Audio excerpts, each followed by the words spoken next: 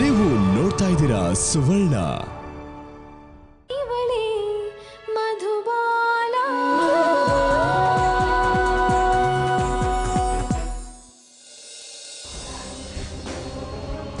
ನಾನು ಆಗ್ಲೇ ಹೇಳಿದ್ನಲ್ಲ ಬೇಬಿ, ನನ್ನ ಹಳೆ ದುಶ್ಮನ್ಗಳು ಕೆಲವರು ಈ ಪಾಠಕ್ಕೆ ಬಂದಿದ್ದಾರೆ.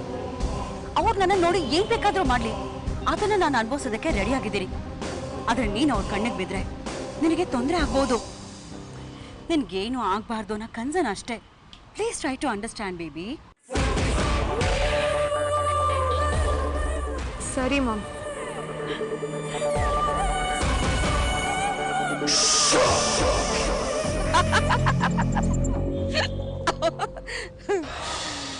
ಏನು ಲೀಲಾ ಅವರು ಮಗಳಿಗೇನೋ ಉಪದೇಶ ಮಾಡ್ದಂಗಿತ್ತು, ಯಾರ ಕಣ್ಣಿಗೂ ಬೀಳ್ಬೇಡ ಅಂತೇನೋ.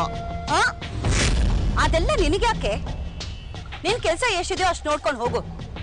ಸುಮ್ನೆ ನಮ್ಮಿಬ್ರೆ ಮಧ್ಯದಲ್ಲಿ ತಲೆ ಹಾಕೋಕ್ ಬಂದ್ರೆ ಚೆನ್ನಾಗಿರಲ್ಲ. ಸರಿ, ಮುಂದೇನ್ ಮಾಡ್ಬೇಕು ಅಂತಿದ್ದೀರೋ? ಅದು ಇನ್ ಸ್ವಲ್ಪ ಹೊತ್ತಲ್ಲೇ ಗೊತ್ತಾಗತ್ತೆ. ನಾನು ಅವಳಿಗೆ ಕೊಟ್ಟಿರೋ ಗಡುವಿಗೆ ಇವತ್ತು ಕೊನೆ ದಿನ.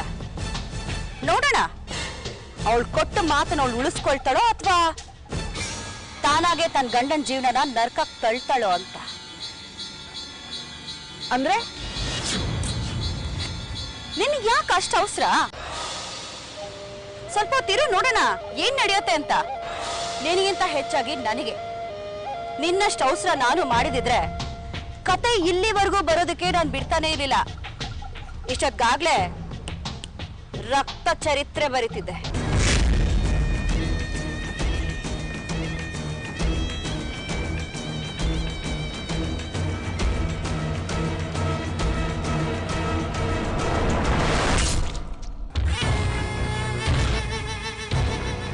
ರಕ್ತ ಚರಿತ್ರೆ? ಈ ಲೀಲನ್ನ ಅರ್ಥ ಮಾಡ್ಕೊಳಕ್ಕೆ ಆಗ್ತಿಲ್ಲ ನನಗೆ. ಆ ಮನೆ ಒಳಗೆ ಸೇರ್ಕೊಂಡು ಅದನ್ನ ಮಾಡು, ಇದನ್ನ ಮಾಡು, ಅದನ್ನ ಮಾಡು, ಇದನ್ನ ಮಾಡು ಅಂತ ಹೇಳ್ತಾಳೆ ಒಂದ್ಸಲ. ಇನ್ನೊಂದ್ಸಲ ತಾನೇ ಗಡುವು ಕೊಟ್ಟಿದ್ದೀನಿ ಅಂತಾನು ಹೇಳ್ತಾಳೆ. ಯಾರಿಗೆ ಗಡುವು ಕೊಟ್ಟಿದ್ದಾಳೆ? ಯಾಕೆ ಗಡುವು ಕೊಟ್ಟಿದ್ದಾಳೆ? ಈ ಹೆಂಗಸನ್ನ ಅರ್ಥ ಮಾಡ್ಕೊಳಕ್ಕೆ ಆಗೋದಿಲ್ಲಪ್ಪ ನನಗೆ.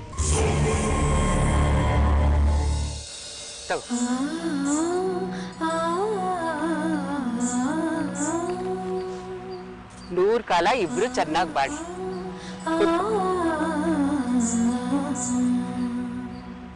ನೋಡಿ, ಜೀವನ ಅಂದಮೇಲೆ ಕಷ್ಟ ಸುಖ ಇದ್ದಿದ್ದೆ. ನಿಮ್ಮಿಬ್ರಲ್ಲಿ ಚೆನ್ನಾಗಿ ಹೊಂದಾಣಿಕೆ ಇದ್ರೆ ಮಾತ್ರ ಎಂತ ಕಷ್ಟ ಬಂದರೂ ಅದನ್ನ ದಾಟಿ ಹೋಗ್ಬೋದು. ನನಗೆ ನಂಬಿಕೆ ಇದೆ, ನೀವಿಬ್ರು 100 ಕಾಲ ಚೆನ್ನಾಗಿ ಬಾಳಿ ಬದುಕ್ತೀರ. ಮುಂದಿನ ವರ್ಷ ಇದೇ ಟೈಮಿಗೆ ನಮ್ಮ ಕೈಯಲ್ಲಿ ಮುದ್ದಾದ ಮಗು ಹೆತ್ಕೊಡ್ಬೇಕು, ಗೊತ್ತಾಯ್ತಾ?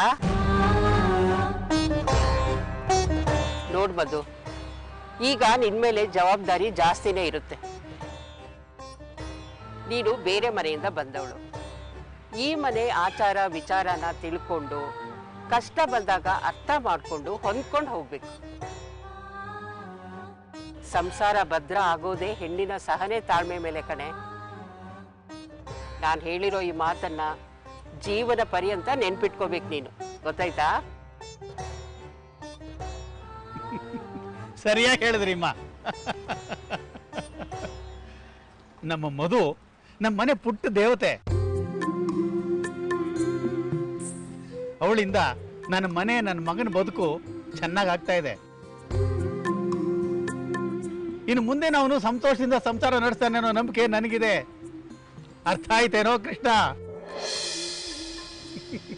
ಇವತ್ತಿಂದ ನಿಮ್ದು ಹೊಸ ಬದುಕು, ಜವಾಬ್ದಾರಿ ಹೆಚ್ಚಾಗತ್ತೆ. ಅಷ್ಟೇ ಅಲ್ಲಪ್ಪ, ನಮ್ಮ ವಂಶ ಬೆಳೆಸೋದಕ್ಕೂ ನೀವು ಯೋಚನೆ ಮಾಡಬೇಕು.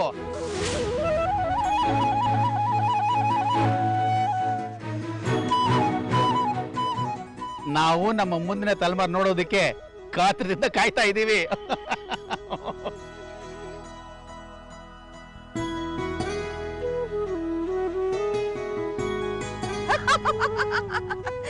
ಹೌದೌದು, ಇತ್ತೀಚೆಗೆ ನಮ್ಮ ಅಳಿಯಂದ್ರಿಗೆಲ್ಲ ಅರಿವಾಗಿದೆ.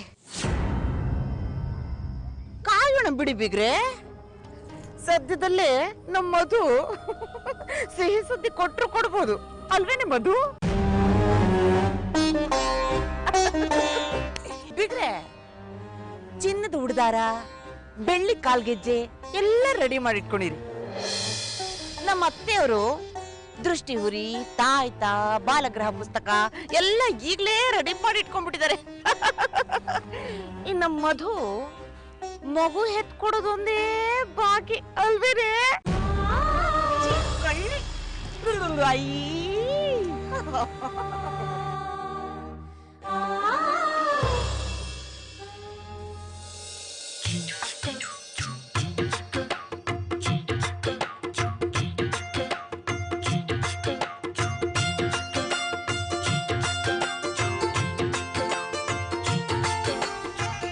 ಹೇ ಕೃಷ್ಣ. Hey Vishnu, hi. ಕೊನೆಗೂ ಬಂದಿಯಲ್ಲ, ಥ್ಯಾಂಕ್ಸ್ ಕಣೋ. Hi Rajani. Hi. Hi Madhu. ನೀನು ಅಷ್ಟು ಒತ್ತಾಯ ಮಾಡಿದ್ಮೇಲೆ ಬರ್ದೇ ಇರೋಕ್ಕಾಗುತ್ತಾ? Anyway, happy anniversary. Thank you ಕಣೋ. Happy anniversary. Happy wedding anniversary. Thank you. Happy anniversary. Krishna, ಇವ್ರು ಯಾರು ಅಂತ ಗೊತ್ತಾಗಿಲ್ಲಪ್ಪ. ಅಜ್ಜಿ, ಇವನು ವಿಷ್ಣು, ನನ್ನ ಕ್ಲೋಸ್ ಫ್ರೆಂಡು. ಇವನ್ ಹೆಂಡತಿ. ಸ್ವಲ್ಪ ದಿವಸಗಳ ಹಿಂದೆನೆ ಮದುವೆ ಆಗಿದೆ. ವಿಷ್ಣು, ಇವರು ವೆಂಕಮ್ಮ ಅಜ್ಜಿ, ನಮ್ಮ ಮಧು ಅವ್ರ ಅಜ್ಜಿ. ಐಸಿ. ನಮಸ್ತೆ ಅಮ್ಮ. ನಮಸ್ತೆ ಅಮ್ಮ. ನಮಸ್ಕಾರ. ತುಂಬಾ ಸಂತೋಷ ಅಪ್ಪ. ಚೆನ್ನಾಗಿ ಬದುಕು ಕಟ್ಕೊಳ್ಳಿ, ಸುಖವಾಗಿ ಬಾಳಿ. ನೀವಿನ್ನು ಹುಡುಗರು, ಒಬ್ರನ್ನೊಬ್ರು ಅರ್ಥ ಮಾಡ್ಕೊಂಡು ಸುಖವಾಗಿ ಸಂಸಾರ ಮಾಡಿದ್ರೆ ಅದನ್ನ ನೋಡಿ ದೊಡ್ಡವರಾದ ನಾವು ತುಂಬಾ ಸಂತೋಷ ಪಡ್ತೀವಿ. ನಿಮ್ಮ ಆನಿವರ್ಸರಿಗೆ ನಮ್ಮನ್ನು ಕರೀರಿ, ಬಂದು ಆಶೀರ್ವಾದ ಮಾಡ್ತೀವಿ. ಅಷ್ಟೊತ್ತಲ್ಲಿ ಪುಟ್ಟದೊಂದು ಮಗು ಹುಟ್ಟಿದ್ರೆ ಅದನ್ನು ಎತ್ತಿ ಮುದ್ದಾಡಿಸಿ ಬರ್ತೀವಿ. ಓಕೆನಾ?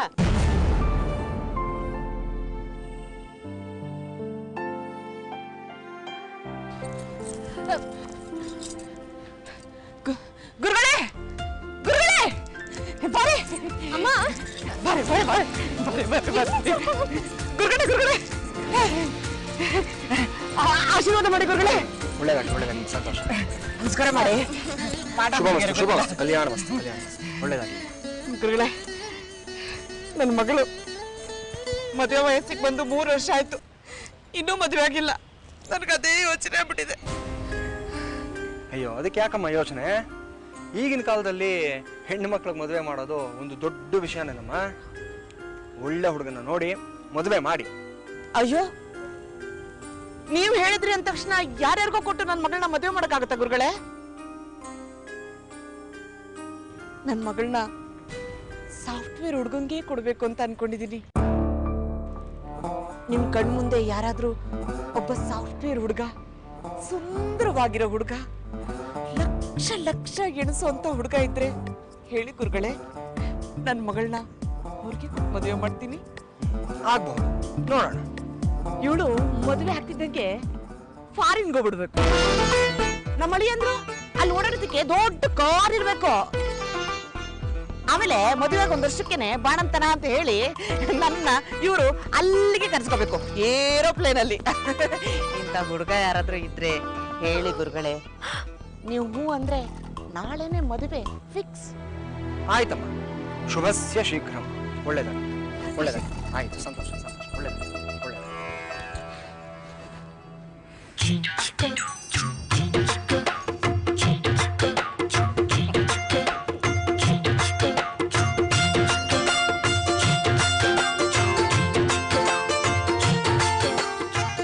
ಚಂದ ಇದ್ದಾಳೆ.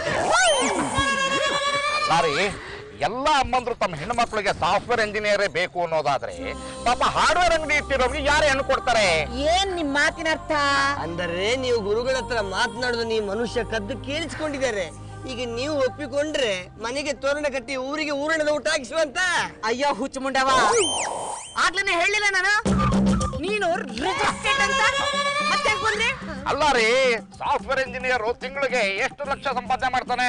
ಹಬ್ಬ ಅಂದ್ರೆ 1 ಲಕ್ಷ, ಬೇಡ 2 ಲಕ್ಷ. ನಾನೇನ್ ಕಡಿಮೆ ಇಲ್ಲ, ತಿಂಗಳಿಗೆ ಲಕ್ಷಾಂತರ ರೂಪಾಯಿ ಸಂಪಾದನೆ ಮಾಡ್ತೀನಿ, ಗೊತ್ತೇ? ಇನ್ನೊಂದೆಂತ ಹೇಳಿದ್ರಿ ನೀವು? 1 ವರ್ಷದಲ್ಲಿ ನಿಮ್ಮ ಮಗಳ ಬಾಣತನ ಅದಕ್ಕೆ ನಿಮ್ಮನ್ನು ಫಾರಿನ್ಗೆ ಕರ್ಕೊಂಡು ಹೋಗ್ಬೇಕಾ? ಅಷ್ಟು ದೂರ ಎಂತದಕ್ಕೆ? ಈ ಮದುವೆಗೆ ನೀವು ಒಪ್ಪಿಕೊಳ್ಳಿ, ನಿಮ್ಮ ಮಗಳೊಟ್ಟಿಗೆ ನಿಮ್ಮನ್ನು ಹನಿಮೂನಿಗೆ ಫಾರಿನ್ಗೆ ಕರ್ಕೊಂಡು ಹೋಗ್ತಾರೆ. ಏನಂತ ನೀನು? ನನ್ನನ್ನ ಹನಿಮೂನಿಗೆ ಕರ್ಕೊಂಡು ಹೋಗ್ತಾರ? ಈ ಮಾತೇನಾದ್ರೂ ನನ್ನ ಗಂಡ ಶಂಕರ ಶಾಸ್ತ್ರಿಗೆ ಶಾಸ್ತ್ರಿಗೆ ಗೊತ್ತಾಯ್ತು ಅಂದ್ರೆ ಅವ್ರೇನು ಮಾಡಲ್ಲ. ಅವ್ರ ಕೈಯಲ್ಲಿರೋ ತ್ರಿಶೂಲ ತಗೊಂಡು ನಾನೇ ಚುಚ್ಚು ಬಿಡ್ತೀನಿ. ಅಷ್ಟೊಂದು ಬೆಚ್ಚ ಆಗಬೇಡಿ ಮಾರ್ರೆ. ದೊಡ್ಡ ಮನಸ್ಸು ಮಾಡಿ ನಿಮ್ಮ ಮಗಳನ್ನ ಇವ್ರಿಗೆ ಕೊಟ್ಟು ಮದುವೆ ಮಾಡಿಸಲ್ಲ. ಏನ ಸೀದೋ ದೋಸೆ ಹಂಗಿರೋ ಇವನಿಗೆ ಬೆಣ್ಣೆ ಅಂತ ನನ್ನ ಮಗಳನ್ನ ಕೊಡ್ಬೇಕಾ? ಏಯ್, ಮಕ ನೋಡ್ಕೊಂಡಿದ್ಯಾ ಕನ್ನಡಿಯಲ್ಲಿ? ನಿನ್ನ ಮದುವೆ ಅಂತೆ ಮದುವೆ. ಬಾ ಮಗಳೇ, ಇಂಥರ ಜೊತೆಗಿದ್ರೆ ನಮ್ಮ ವ್ಯಾಲ್ಯೂ ಕಡಿಮೆ ಆಗತ್ತೆ. ಬಾರೇ, ನಿಂತ್ಕೊಂಡಿದ್ಯಲ್ಲ ಮುಖ ನೋಡ್ಕೊಂಡ. ಇದು ಯಾರು ಬರೆದ ಕಥೆಯೋ, ನನಗಾಗಿ ಬಂದ ವ್ಯಥೆಯೋ, ಕೊನೆಯೇನು ಅರಿಯಲಾರೆ, ಮರೆಯಾಗಿ ಹೋಗಲಾರೆ. ಬಿಗ್ ಬಾಸ್, ಎಲ್ಲವನ್ನ ಪಡ್ಕೊಂಡು ಬಂದಿರ್ಬೇಕನ್ನೋದು ಇದಕ್ಕೆ ಮಾರ್ರೆ. ಬೇಜಾರು ಮಾಡಬೇಡಿ ಆಯ್ತಾ? ಒಂದು ಒಳ್ಳೆ ಕೆಲಸ ನಡಿಬೇಕಾದ್ರೆ 108 ವಿಘ್ನಗಳು ಬರ್ತವೆ. ಅದರಲ್ಲಿ ಇದು ಒಂದು ಅನ್ಕೊಳ್ಳಿ. ಅದರಲ್ಲೂ ನಿಮ್ಮ ತಲೆಯಲ್ಲಿರುವ ಪ್ಲಾನ್ಗಳು ಇಲ್ಲಿ ವರ್ಕೌಟ್ ಆಗುದಿಲ್ಲ. ಅದಕ್ಕೆ ಇನ್ನದನ್ನ ನನ್ನ ಸ್ಟೈಲಲ್ಲೇ ಮೂವ್ ಮಾಡ್ತೇನೆ. ಅಲ್ಲಿವರೆಗೂ ನಾನೇನ್ ಮಾಡ್ಲು? ನನ್ನೊಟ್ಟಿಗೆ ಬರೋದಾದ್ರೆ ಬನ್ನಿ, ಇಲ್ಲದಿದ್ರೆ ಇಲ್ಲೇ ಕೂತ್ಕೊಂಡು ಇನ್ನೊಂದು ಪ್ಯಾಥೋ ಸಾಂಗ್ ಆಡಿ.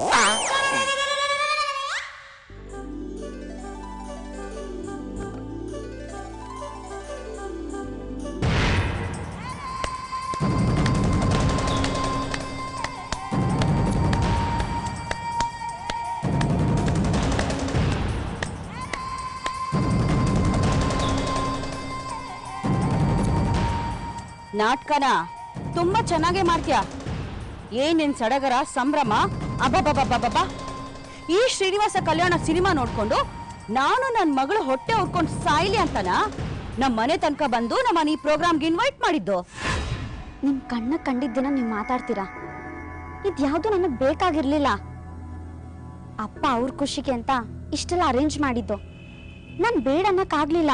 ಅಪ್ಪ ಅಂದ್ರೆ ಯಾರು? ಆ ಮದನ? ಅವ್ರೆ. ತನಗ್ ಹುಟ್ಟಿದ ಮಗಳಿಗೆ ಅಪ್ಪ ಅನ್ಸ್ಕೊಳ್ಳೋ ಯೋಗ್ಯತೆ ಅರ್ಹತೆ ಇಲ್ದಿರೋ ಪುಂಡ ಅವನು. ಅವನನ್ನ ನೀನ್ ಅಪ್ಪ ಮಾಡ್ಕೊಂಡಿದ್ಯಾ? ಯಾರ್ಯಾರ್ದೋ ವೀಕ್ನೆಸ್ ನ ಸರಿಯಾಗಿ ಯೂಸ್ ಮಾಡ್ಕೊಳ್ಳೋ ಕಲೆ ನಿನಗೆ ಚೆನ್ನಾಗೇ ಗೊತ್ತಿದೆ. ನಾನೇನ್ ಕಲಾವಿದೆ ಅಲ್ಲ, ನಾನೊಬ್ಳು ಮಗಳು ಅಷ್ಟೇ. ಅದೇ, ಏನ್ ಸಂಬಂಧ ಅವನ್ಗೂ ನಿನ್ಗೂ? ಯಾರ ಮಧ್ಯೆ ಯಾವ ಸಂಬಂಧನೂ ಬೇಕಾಗಿಲ್ಲ ಲೀಲಾವ್ರೆ. ನಮ್ ಎಲ್ರ ಮಧ್ಯೆ ಮನುಷ್ಯ ಸಂಬಂಧ ಅಂತ ಒಂದಿದೆ, ಅಷ್ಟು ಸಾಕು. ನಿನ್ ವೇದಾಂತ ಕೇಳ್ಕೊಂಡು ಕುತ್ಕೊಳ್ಳೋಕಲ್ಲ ನಾನು ಇಲ್ಲಿ ತನಕ ಬಂದಿರೋದು. ನನ್ನ ಪ್ರಶ್ನೆಗಿನ್ನೂ ಉತ್ತರ ಸಿಕ್ಕಿಲ್ಲ. ಏನು? ಅದೇ, ಈ ನಾಟಕನ ಯಾವಾಗ ಮುಗಿಸ್ತೀಯಾ ಅಂತ. ಇದು ಮುಗಿಲಿಲ್ಲ ಅಂದ್ರೆ ಬೇರೇನೋ ಮುಗಿಯುತ್ತೆ. ಲೀಲಾವ್ರೆ, ಯಾಕೆ ಸುಮ್ಮನೆ ಟೆನ್ಷನ್ ಮಾಡ್ಕೋತಿದ್ದೀರಾ? ಇಡೀ ಫಂಕ್ಷನ್ ಮುಗಿಯೋರ್ಗೂ ಇರಿ. ಒಂದು ವಾರನೇ ಕಾಯ್ದಿದ್ದೀರಂತ. ಇನ್ನು ಕೆಲವು ಗಂಟೆಗಳಷ್ಟೇ. ನಿಮ್ಗೇನು ನಿರಾಸೆ ಆಗಲ್ಲ.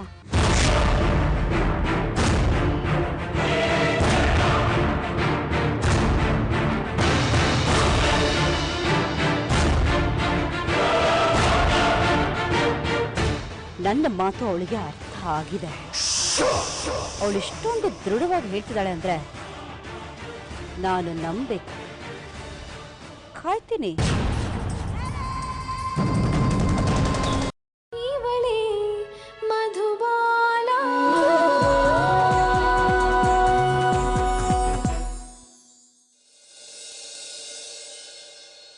ಮಧು ಎಲ್ಲಿ ಕಾಣಿಸ್ತಾನೆ ಇಲ್ವಲ್ಲ? ಒಂದ್ ವೇಳೆ ರೆಡಿಯಾಗಿ ರೂಮಲ್ಲೇ ಇರ್ಬೋದಾ? ಒಂದ್ಸಲ ಹೋಗಿ ನೋಡ್ಬಿಡೋಣ. ಕೃಷ್ಣ, ಏನ್ ಕೃಷ್ಣ ಹಾಗೆ ಹೋಗ್ತಿದ್ಯಾ? ನನ್ನ ಹತ್ರ ಮಾತಾಡೋದಲ್ವಾ? ಮಾತಾಡೋದಿಕ್ಕೆ ನಮ್ಮಿಬ್ರ ಮಧ್ಯೆ ಏನಿದೆ ಸೋನಿಯಾ? ಹೌದು, ಫಸ್ಟ್ ಆಫ್ ಆಲ್ ನೀನ್ ಇಲ್ಲಿಗೆ ಯಾಕೆ ಬಂದೆ? ಯಾರನ್ನ ಕೊಲೆ ಮಾಡೋದಕ್ಕೆ? ಕೃಷ್ಣ, ಅದು ಸ್ಟಾಪ್ ಇಟ್ ಸೋನು, ಅದೆಲ್ಲ ಹಳೆ ಕತೆ.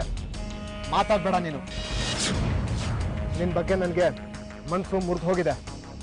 ಒಂದ್ಸಲ ಕನ್ನಡಿ ಹೊಡೆದ್ಮೇಲೆ ಅದನ್ನ ಮತ್ತೆ ಜೋಡಿಸೋದಕ್ಕೆ ಸಾಧ್ಯನೇ ಇಲ್ಲ. ಆದ್ರೂ ಇಲ್ಲಿಗೆ ಯಾಕೆ ಬಂದೆ? ಯಾರು ನಿನ್ನ ಬರಕ್ಕೆ ಹೇಳಿದ್ದು? ರೀ, ನಾನೇ ಕರೆದಿದ್ದು. ಹೌದು ರೀ, ನೆನ್ನೆ ಹೋಗಿದ್ನಲ್ಲ, ಇವರಮ್ಮನ ಕರೆದು ಬಂದಿದ್ದೆ. ನಮ್ಮ ಆನಿವರ್ಸರಿ ಅಲ್ವಾ, ಇವ್ರು ನಿಮ್ಮ ಸ್ನೇಹಿತೆ, ಎಲ್ಲರೂ ಬರುವಾಗ ಇವರು ಇರಲಿ ಅನಿಸ್ತು, ಅದಕ್ಕೆ ಕರೆದು ಬಂದೆ ರೀ. ಮಧು, ನಾನು ನಿನ್ಗೆ ಹೇಗೆ ಅರ್ಥ ಮಾಡಿಸ್ಲಿ? ನೀನು ತಪ್ಪಿನ ಮೇಲೆ ತಪ್ಪು ಮಾಡ್ತಿದ್ಯಾ. Hi Bawa, wish you happy anniversary. ಆಗ್ಲೇ ಹೇಳೋದಕ್ಕೆ ಟೈಮ್ ಸಿಗಲಿಲ್ಲ, ಹೀಗೆ ಹೇಳ್ತಾ ಇದ್ದೀನಿ. ಥ್ಯಾಂಕ್ಸ್ ಗೋಪಾಲ್ ಅವರೇ. Wish you happy anniversary Madhu. Thank you ಗೋಪಾಲಣ್ಣ. ನೋಡಿದ್ರಾ, ಆಗ್ಲೇ 1 ವರ್ಷ ಕಳೆದೋಯ್ತು. ಬಾವಾ, ಇಬ್ರು ಒಳ್ಳೆ ಮಹಾರಾಜ ಮಹಾರಾಣಿ ತರ ಕಾಣಿಸ್ತಾ ಇದ್ದೀರಾ. ಒಂದು ಒಳ್ಳೆ ಫೋಟೋ ತೆಗೆದು ಬಿಡ್ತೀನಿ, ಸರಿಯಾಗಿ ನಿಂತ್ಕೊಂಬಿಡಿ. ಹಾ ಸರಿ ಸರಿ ನಮ್ಮದು.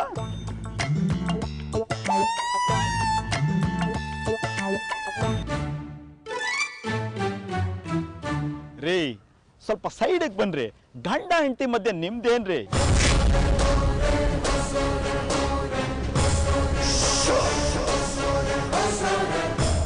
ಯಾವಾಗ ನೋಡಿದ್ರು ಅವ್ರ ಮಧ್ಯಾಹ್ನ ಇರ್ತೀರಲ್ರಿ, ಬನ್ರಿ ಸೈಡ್ಗೆ.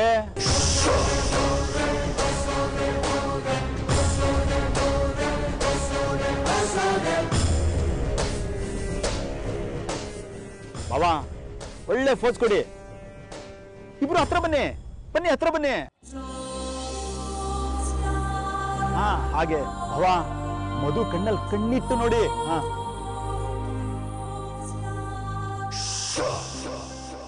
ಮಧು ಸ್ವಲ್ಪ ತಲೆ ಎತ್ತಮ್ಮ, ಬಾವನ್ನ ಕಣ್ಣಲ್ಲಿ ಕಣ್ಣಿಟ್ಟು ನೋಡು. ಹಾ,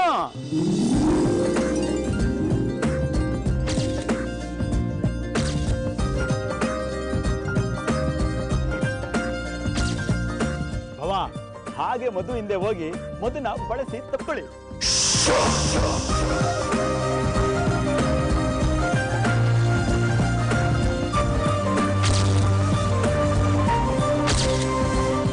ಮಧು, ನೋಡಿದ್ಯಾ ತಂಗಮ್ಮ, ಫೋಟೋ ಹೇಗ್ ಬಂದಿದೆ ನೋಡು. ನೋಡು, ನಿಮ್ಮ ಮೊದಲನೇ ವರ್ಷದ ಆನಿವರ್ಸರಿ ಫೋಟೋನ ನಾನೇ ತೆಗ್ದೀನಿ. ಇನ್ನು ಮುಂದೆ 10, 20, 25, 50ನೇ ವರ್ಷದ ಆನಿವರ್ಸರಿ ಫೋಟೋನು ನಾನೇ ತೆಗಿತೀನಿ. ಅದಕ್ಕೇನಂತೆ? ನಿಮ್ಗೆ ಗೊತ್ತಲ್ಲ, ನನ್ನ ಕ್ಯಾಮ್ರಾದಲ್ಲಿ ಕ್ಲಿಕ್ ಆದ ಜೋಡಿ ಲೈಫಲ್ಲೂ ಕ್ಲಿಕ್ ಆಗ್ತಾರೆ.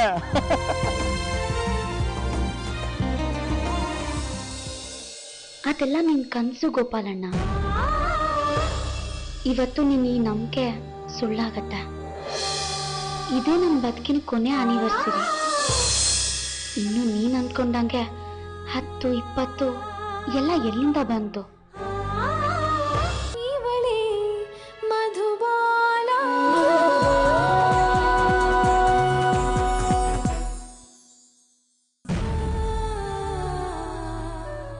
ನನಗೆ ಭಯೋಷ್ಟ ಅದ್ಯಾ ಕೃಷ್ಣ. ಇಲ್ಲಿಗೆ ಅವಮಾನ ಮಾಡಿಸ್ಕೊಳಕ್ಕೆ ಅಂತಾನೆ ಬಂದಂಗಾಯ್ತು. ಛೇ, ಆ ದರಿದ್ರ ಮಧು ಕೃಷ್ಣನ ಪೂರ್ತಿಯಾಗಿ ನನ್ನಿಂದ ಕಿತ್ಕೊಂಡೇ ಬಿಟ್ಲು. ಈಗಲ್ಲ, ಅವಳನ್ನ ಮದ್ವೆ ಆದ ಹೊಸದ್ರಲ್ಲೇ ಏನಾದ್ರೂ ಮಾಡ್ಬೇಕಿತ್ತು. ಅಷ್ಟಾಗಿದ್ದಿದ್ರೆ ಕೃಷ್ಣ ನನ್ನವನಾಗೆ ಉಳ್ಕೋತಿದ್ದ. ಛೇ, ಎಲ್ಲ ಹಾಳಾಗೋಯ್ತು.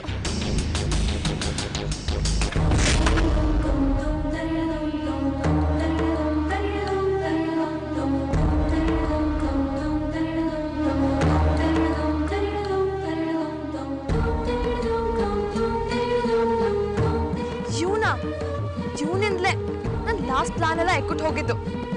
ಈ ಗುಬ್ಬೆ ಅವತ್ ಮಕ್ಕಳಿಸ್ಕೊಂಡಿಲ್ಲ ಅಂದಿದ್ರೆ ನಾನಿವತ್ತು ಈ ಮಾತುಗಳನ್ನೆಲ್ಲ ಕೇಳ್ಬೇಕಾಗಿರ್ಲಿಲ್ಲ.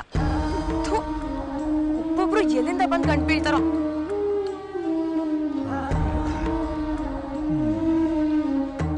ಏನಮ್ಮ, ಹೆಂಗಿದ್ದಿ? ಆರಾಮ? I am fine.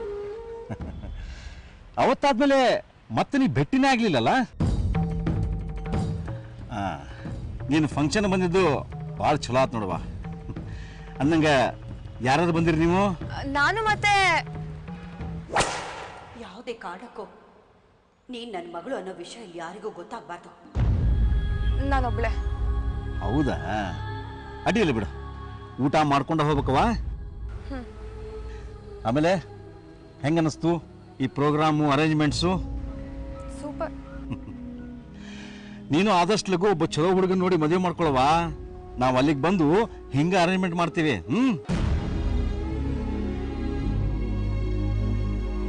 ಎಲ್ಲಿ ಹೋದ್ಲಿ ಇವಳು? ಹೇಳಿದ ಮಾತು ಒಂದು ಕೇಳಲ್ಲ. ನಾನು ಯಾರಿಗೂ ಕಾಣಿಸ್ಬೇಡ ಅಂದಿದ್ದಕ್ಕೆ ಸಿಟ್ಟು ಬಂದು ಹೊರಟೆ ಹೋದ್ಲಾ ಹೇಗೆ? ಅಲ್ಲವಾ, ಮಧು ಮತ್ತೆ ಕೃಷ್ಣನ ಭೇಟಿಯಾಗಿ ವಿಶ್ ಮಾಡಿದಿಲ್ಲ? ಹ್ಞೂ ಅಂಕಲ್, ವಿಶ್ ಮಾಡಿದೆ.